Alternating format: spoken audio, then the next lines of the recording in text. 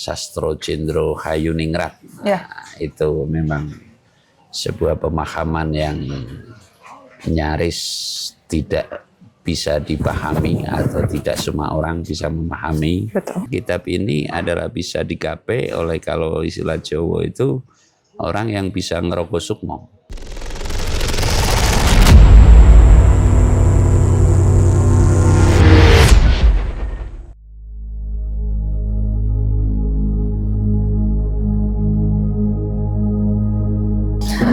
Halo Ki Dharma, kembali lagi kita bercengkrama, berdiskusi pada hari ini di Sembalun, di mana Masih cuaca dingin ini ya. Iya, cuaca dingin yang sangat dingin sekali. Padahal ini di Indonesia loh, bukan di luar negeri. Ini sejuknya bukan main ini. Nah, enaknya pada hari ini kita membahas sesuatu yang sangat hangat dibicarakan oleh banyak masyarakat, mungkin dunia tentunya. Nah, salah satunya, bolehkah Ki Dharma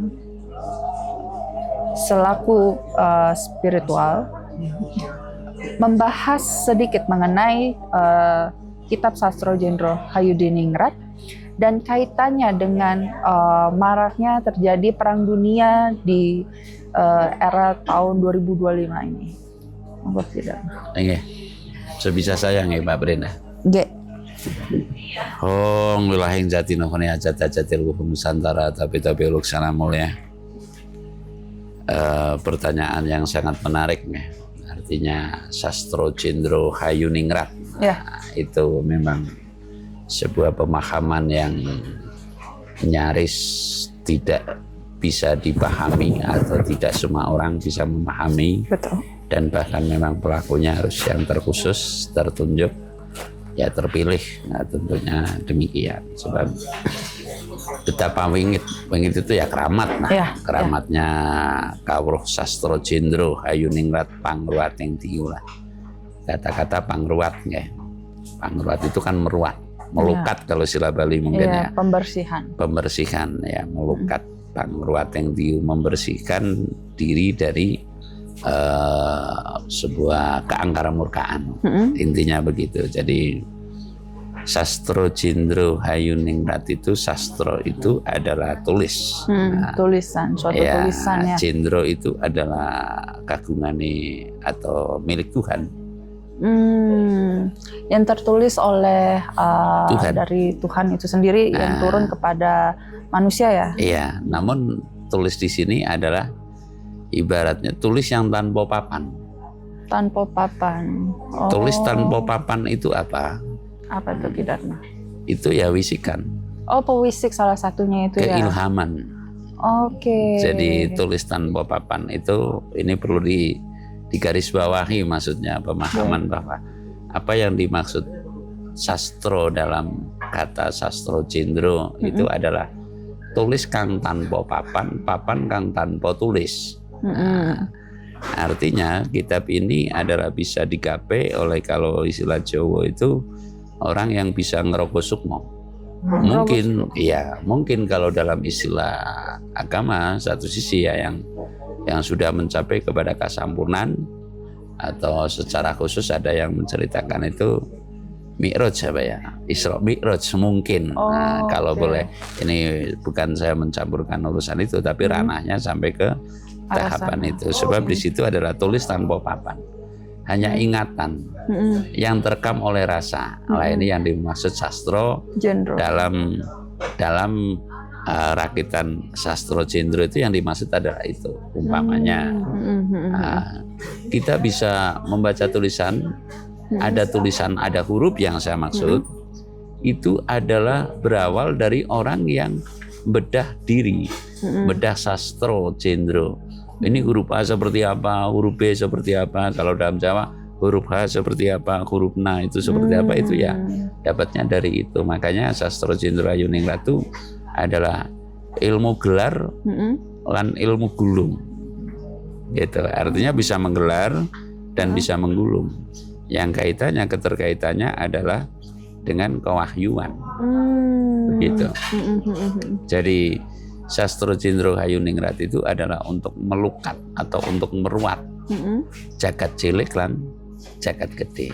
Oh, berarti sesuatu hal yang kecil dan sesuatu hal yang besar ya. Untuk melukat diri kita bisa Sastro Jendro, untuk melukat dunia Juga bisa begitu. Karena dikala sudah banyak keangkara murkaan, ya otomatis harus ada yang membedah itu. Sebagai contoh yang tertera umpamanya kayak Nabi Nuh.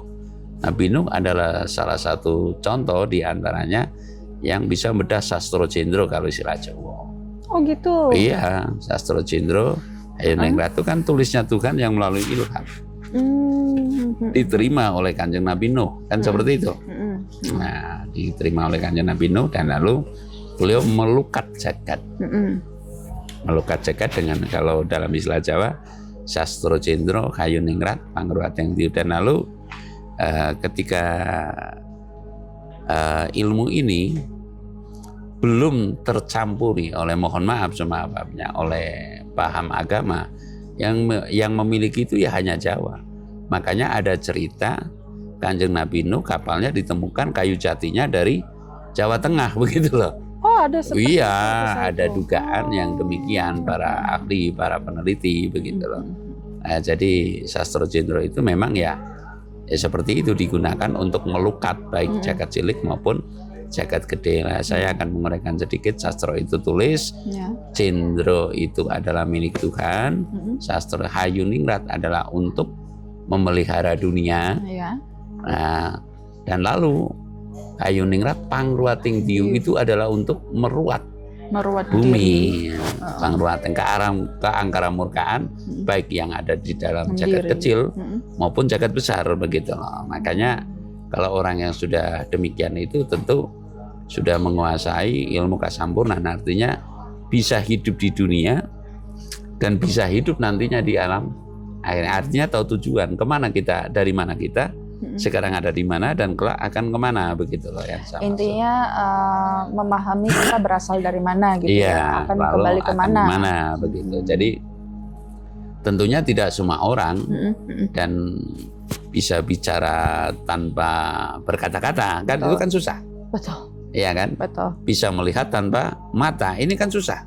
Sangat susah. Sangat susah bagi orang yang umpamanya nih dalam fisik saya ya, yang saya terima nanti bumi Indonesia itu akan menjadi desa Gunung Keseripa, Kecamatan Gusiranda. Ini kan bahasa yang unik dan tidak pernah didengar oleh banyak masyarakat. Dan saya menyatakan tidak ada yang di buku-buku atau di kitab-kitab, nggak ada gitu loh. Iya. Ini adalah hasil daripada bedahing Soroso Sastro Jendro yang sudah cara nunya itu melukat. Namun juga tidak setiap saat. Umpamanya Kanjeng Nabi Musa, umpamanya ini perumpamaan yang lebih dikenal. Saya tidak akan menceritakan keluhuran saya sendiri ya. Ketika dikejar oleh Raja Fir'aun, ya kesaktiannya ya timbul pada saat itu, untuk mengulangi mungkin tidak mampu begitu loh. Ini yang pokok dipahami gitu loh. Jadi makanya Sastro Jendro Hayuningrat itu ilmu tiada tanding. Kalau dalam sastranya itu ilmu Sastro Jendro Hayuningrat itu ilmu pepuntoneng ilmu dat tan wonten malih. Jadi ilmu yang sudah tidak ada lagi itu Sastro Jendro. Bisa mengetahui segalanya. Makanya kalau dalam itu umpamanya besok tembe, dan itu bahasanya tentu Saloka. Oh, bahasa Saloka. Bahasa Saloka yang tidak bisa diketahui langsung, itu nggak bisa. Tanah Jawa bakal kalungan wesi umpamanya. Ternyata timbulnya rel kereta api. Ini kan kalungan besi lah, itu umpamanya seperti itu. Besok tembe bakal ono jago podo ngiring. Lah jago pada ngiring ini kan laki-laki ngomong anak istrinya untuk pergi ke luar negeri begitu lah. Besok tembe bakal ono betik mangan manggar. Manggar itu ya bunga pohon kelapa itu.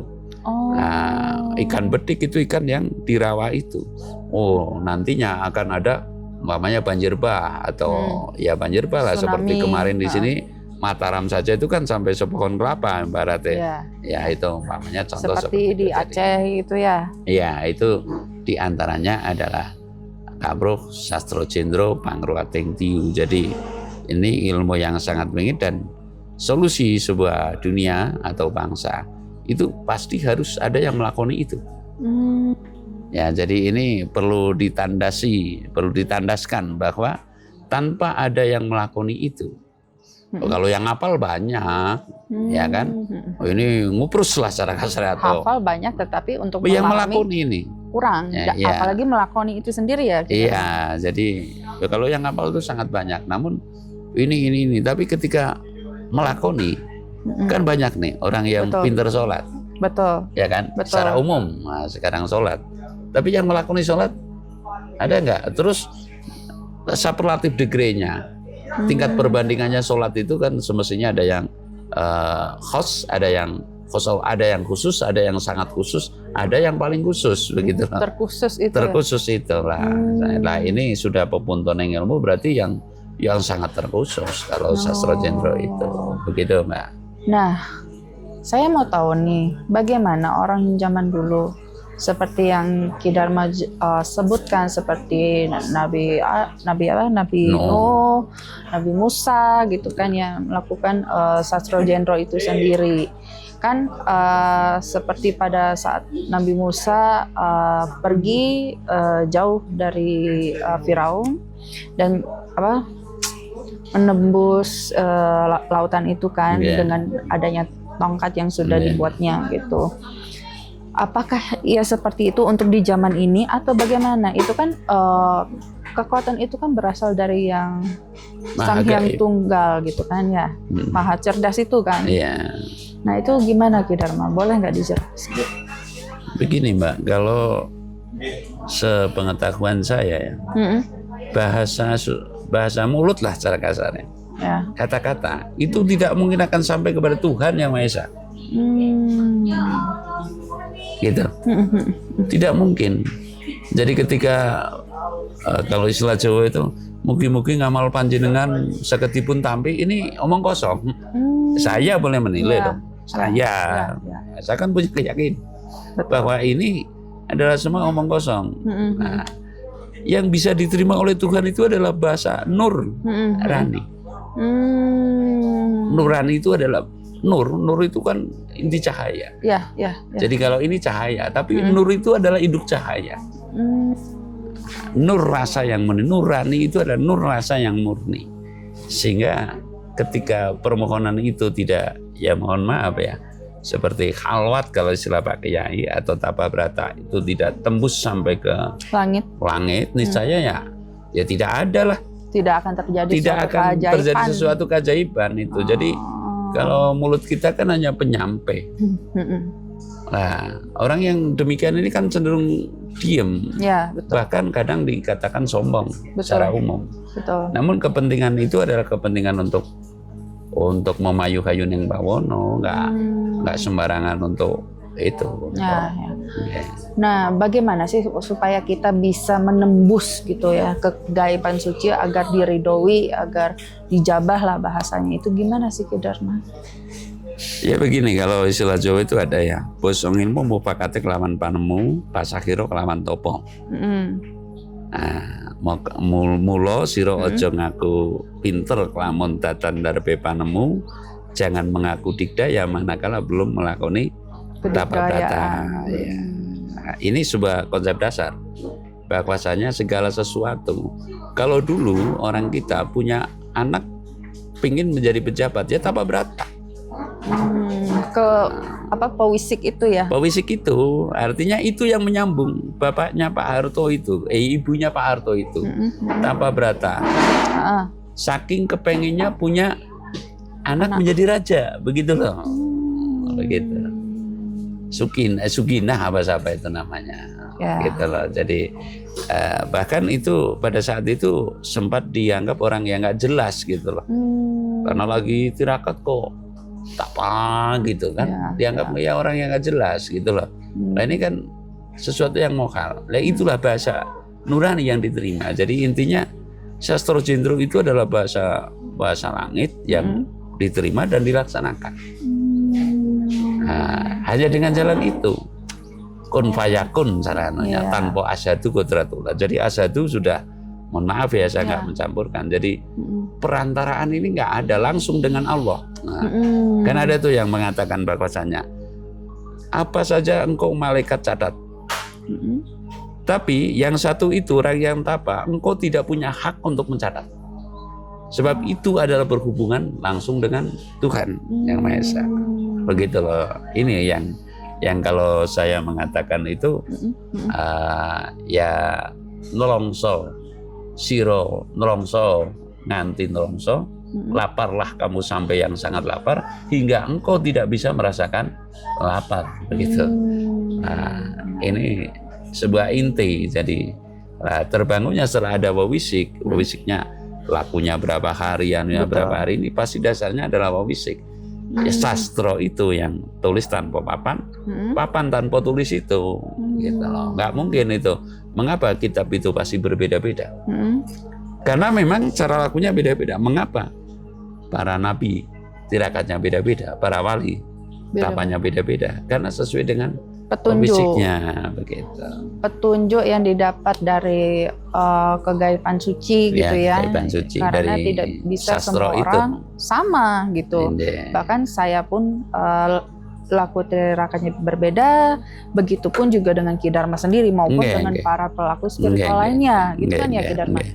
Nah, Ki Dharma boleh nggak Ki Dharma menjelaskan kepada viewers yang mungkin ingin melakukan suatu tirakat atau ingin betul-betul mengenal dirinya agar baik secara egonya, secara pikiran logikanya itu bukan dipatahkan ya, tetapi agar lebih terbuka gitu, supaya bisa mendapatkan keilhaman dan mengenal dirinya sendiri itu. Sangat bisa, sangat bisa, dan kita terbuka, namun juga tidak terbuka karena yang namanya secara hakikat kan mengajari manusia itu keliru. Namun mengadvis atau memberikan rujukan itu tentu sangat bisa. Nah, artinya begini, ketika akan ada yang mempelajari, satu syarat itu adalah niat. Yang sering saya katakan bahwasanya janganlah engkau punya guru dan janganlah engkau akan berguru manakala belum niat dan yakin. Itu loh. Jadi saya akan menyampaikan sesuatu, apalagi ini menyangkut sastra jendro pangruateng tiu, ketika belum ada niat dan keyakinan. Sebab iman itu masih kalah oleh yakin. Bisa paham ya? Nah, itulah kalau yang secara umum mengenal ilmu hitam dan ilmu putih. Nah, gitu loh. Yang hitam juga terkabul, yang putih juga terkabul kan, seperti itu. Karena semua itu kuncinya adalah niat dan yakin. Kalau yang berpandangan ilmu hitam dan ilmu putih, kalau kita kan sudah bukan tahapnya itu, begitu. Berarti itu kan kembali lagi kepada diri manusia itu sendiri ya. Bagaimana mereka bisa mengolah rasa itu untuk sebaiknya saya ini seperti apa dan gimana. Tetapi ada nih, saya kenal lah dengan seseorang yang sudah diarahkan untuk harus apa dan bagaimana. Tapi tetap tidak mendengarkan, maunya semaunya aja, gitu loh, semaunya aja. Sehingga pada satu ketika seperti menyesal dan menyalahkan orang lain, mengajak orang salah gitu jadinya. Nah itu gimana Ki Dharma? Ya itu resikonya, saya sering mengatakan bahwasanya orang yang dalam keraguan-raguan beriman kepada Tuhan.